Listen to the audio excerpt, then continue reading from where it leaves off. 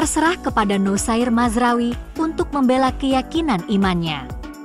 Dengan Stadion Emirates yang dipenuhi pernak-pernik LGBTQ+, bahkan hingga surai warna-warni singa Liga Primer, bek Manchester United itu mungkin adalah nama yang paling menonjol di daftar pemain, sebagai satu-satunya orang yang telah menjalankan kebebasan hati nurani. Pemain asal Maroko itu, seorang Muslim yang taat, tidak bersikap homofobik saat menolak jaket Adidas penuh warna yang dirancang khusus oleh sponsor klub untuk pertandingan kandang terakhir melawan Everton.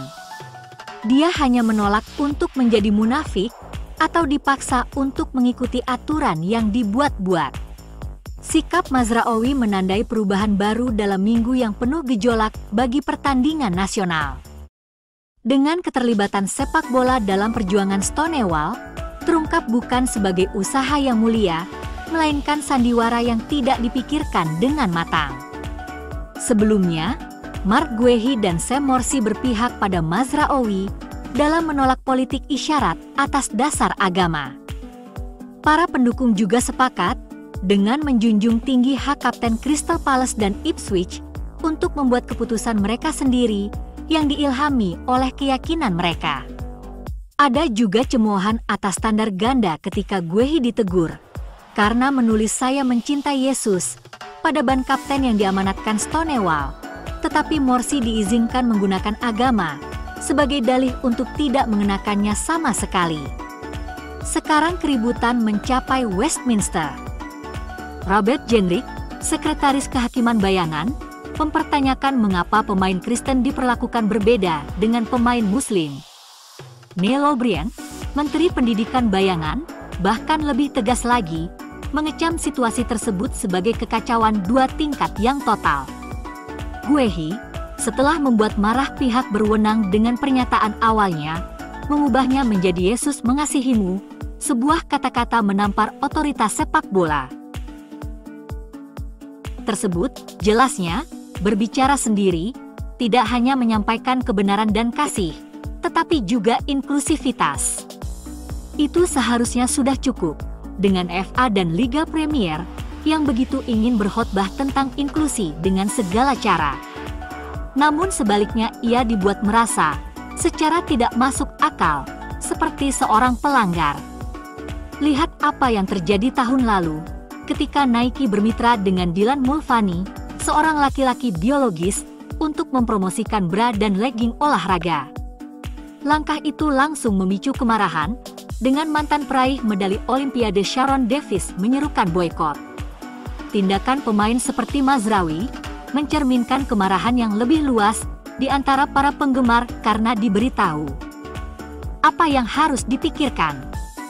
Menjelang pertandingan Arsenal dengan Manchester United, ada presentasi di lapangan yang panjang untuk G-Gunners, kelompok pendukung LGBTQ+ resmi klub.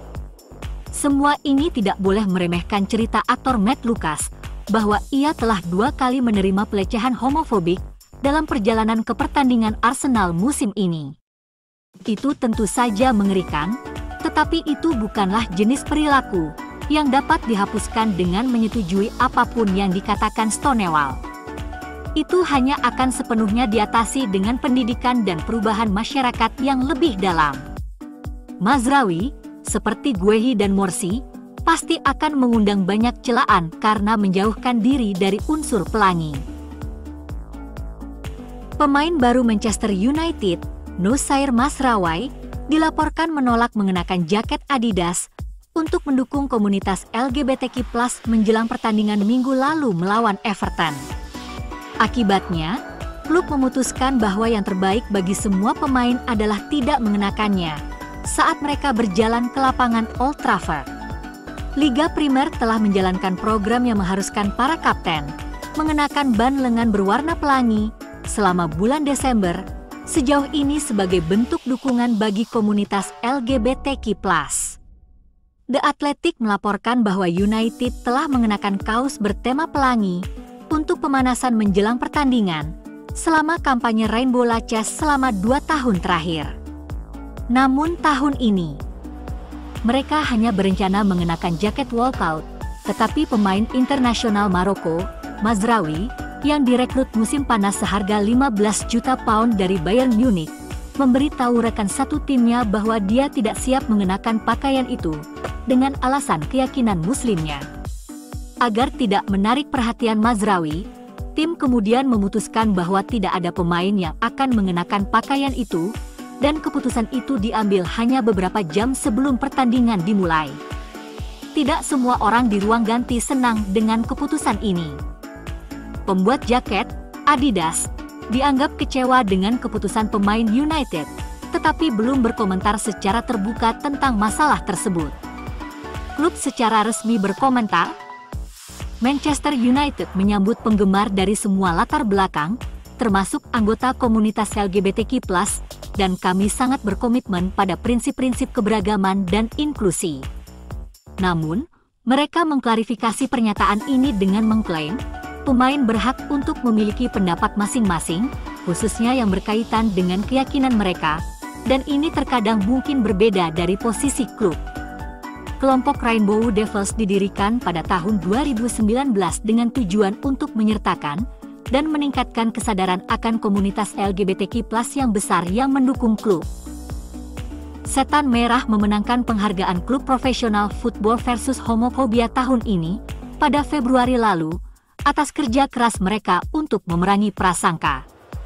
Ini adalah isu yang mereka tanggapi dengan sangat serius, karena mereka mencoba memimpin perjuangan untuk kesetaraan dalam permainan. Ada beberapa rumor transfer aneh yang beredar di Old Trafford sejak Ineos mulai bertugas pada bulan Februari, tetapi rumor hari ini pasti akan mengejutkan sebagian besar pendukung.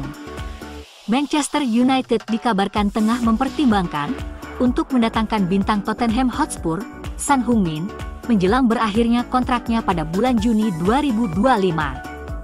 Kapten Tottenham dipuji sebagai bakat kelas dunia oleh manajernya Ange Postecoglou.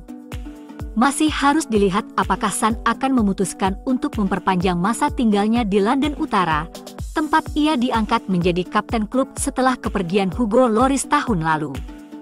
Mengingat peran penting yang masih dimainkannya di usia 32 tahun, kecil kemungkinan mereka akan merasa nyaman melihatnya pergi sebagai agen bebas di akhir musim. Son telah menikmati karir yang cemerlang di Spurs, menyetujui kedatangan pemain Korea Selatan itu bisa jadi bertentangan dengan kebijakan transfer Ineos yang memprioritaskan perekrutan pemain yang lebih muda. Noussair Mazraoui, yang berusia 26 tahun saat pindah dari Bayern Munich, adalah pemain paling senior yang masuk pada bursa transfer sebelumnya.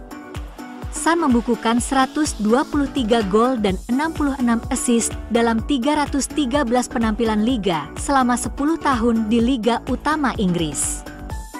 Kadang-kadang, ia menjadi salah satu penyerang paling berbahaya di divisi tersebut, khususnya selama tahun-tahun terbaiknya dalam kemitraan yang hebat dengan mantan rekan setimnya Harry Kane. Ia dilaporkan mengantongi 190.000 pound per minggu dengan Spurs, yang akan membuatnya setara dengan Harry Maguire, tetapi di atas pemain seperti Luke Shaw dan Christian Eriksen di M16.